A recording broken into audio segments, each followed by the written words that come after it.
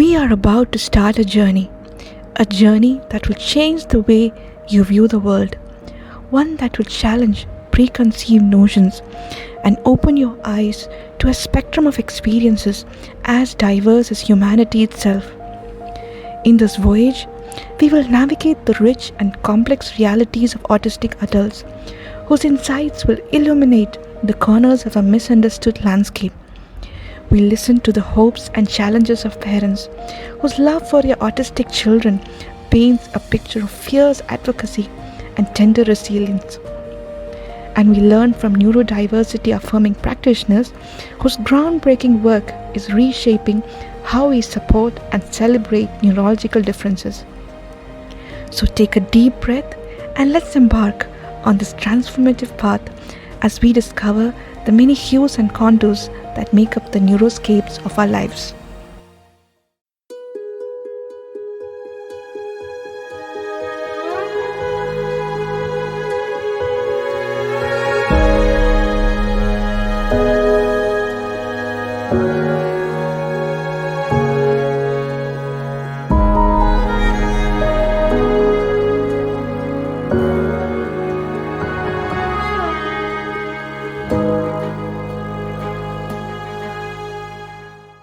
Each one of us experiences the world in a unique way, one that is shaped by the intricate dance of neurons.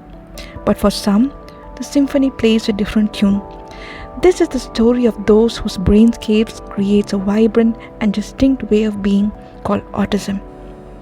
For too long, autism has been defined by limitations, a label that casts a shadow over the vibrant spectrum of experiences that autistic individuals have. But the reality is far more complex and beautiful.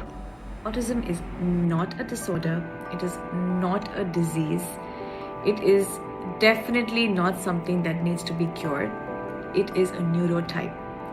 And by that I mean, it's just a different way in which brains perceive and react and respond to information. Just as the human fingerprint being so distinct for each human, the same way our brains are different, and autism brains are wired differently. They are maybe even better than us. It is a neurodevelopmental condition. The therapies that autistic children attend, such as speech therapy, occupational therapy, other special education services, will help children overcome some of the challenges that they face to navigate the world that is artificially created for neurotypicals.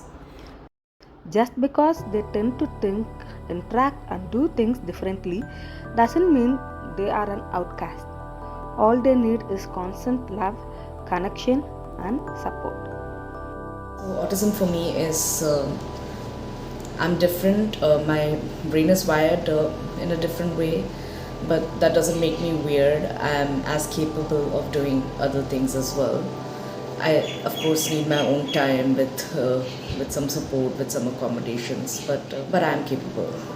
Autism is what I want to portray it as, like it's a variety of developmental differences that we can see mainly in social communication and behaviors I don't want to call it as a disability. I'm not seeing any disabled one there. I see differences everywhere. I see differences.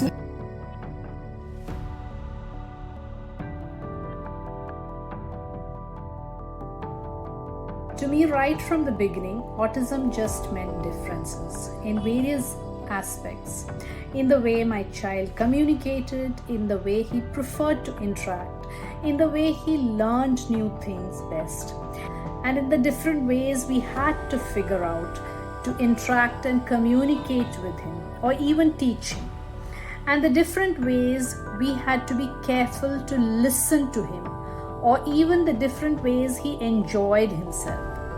Because of this clarity for us, he was first and foremost our son. And yes, autism was a part of him, one that made him struggle in some ways and one that also gave him some unique strengths. Autism to me was just a way of being that I couldn't understand, as it was different from my own way of being. So I tried to learn more about autism and tried to follow my son's lead as that made him happy and calm, which in turn made us happy. Autism is it's a spectrum because there are different categories, different areas where one may or may not require support. When it comes to my daughter, she requires support in managing her sensory system, speech and communication. There are differences in autistic brains as compared to brains of the neuromajority or the so-called neurotypicals, and the sooner parents accept the fact and stop looking for cure for autism, they can focus on the most critical therapies that are going to improve the quality of life for their child. For us, autism is just another diagnosis which we have for her. It doesn't change anything. It doesn't change the way we see her. It doesn't change the way we love her. Yes, there are few ups and downs, but that's a part of our life now. What does autism mean to you? Just that my neurology is different from the neurology of most other people. That is why the way I experience the world is often different too. Because of this, I have such a different understanding and hold a different perspective on things. This, of course, translates to differences in action. Because my differences do not have visibility perhaps, like skin color or hair color, as it's my brain that's wired so differently, often, these differences are ignored. To me personally, my autism adds more shades to the rainbow of neurodiversity that is there in this world. Autism, for me, is an identity. Autism is slightly different than what is perceived as normal. Autism adds that extra flavor to the otherwise dull population. This is not my definition of autism, but something that I heard very recently from a non-speaking autistic person is that autism is not a cognitive impairment, it is a motor impairment. And that I thought was very interesting. Never look at autism as a motor impairment. We always think about it as a social communication disorder. And in some cases we think of it as a cognitive disorder, because just because they don't learn the way we do, they don't think the way we do, they don't behave the way we do, we always attribute it to cognition.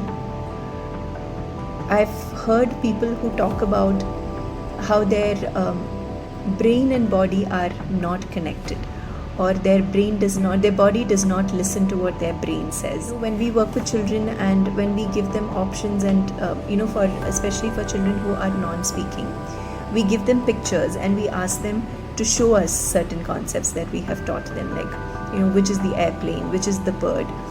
And when the children show us a wrong response, we always think that is because they've not learned the answer. They need a lot more practice, or they need a lot more teaching.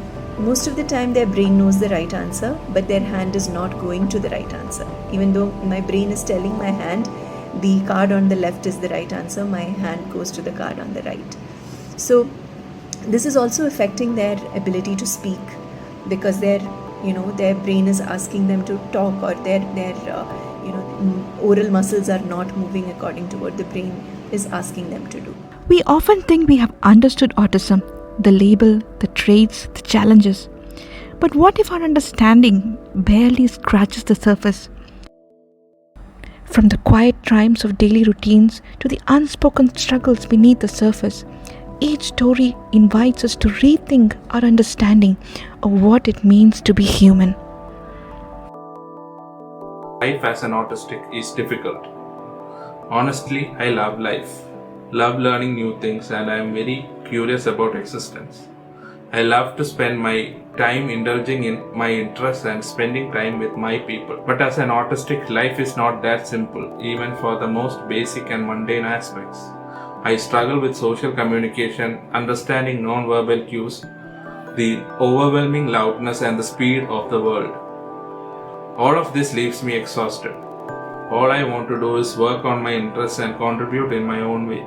But currently I am forced to contribute in a neurotypical way which punishes me for my autistic weaknesses and doesn't reward me for my strengths. So altogether it gets very lonely and exhausting.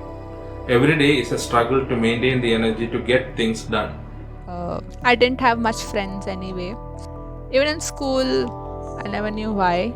I pay attention to the smallest of small details. I overshare, or I don't share. I do certain things which others may not do. I give a lot of importance to music. I actually obsess over music. That being that extra passionate, being a bit loving everything extra, but which adds more. We care more. We just bring a lot of life, I feel.